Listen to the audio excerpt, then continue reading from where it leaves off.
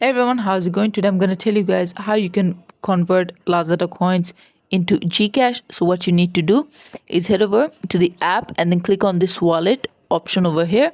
And then as you can see, your wallet will come in. So what you want to do is click on balance details. From there, as you can see, there is this cash in option. So this is where you can add balance to your Lazada wallet using either your debit or credit card.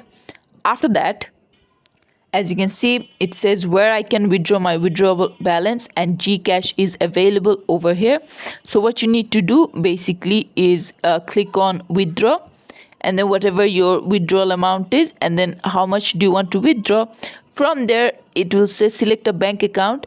So what you want to do is actually select Gcash option. From there, just put in all the details, and this should be under e-wallet. And yeah, this is how you can do it. Thanks for watching. Please leave a like and subscribe for more tutorials like this, and I'll see you guys in the next one.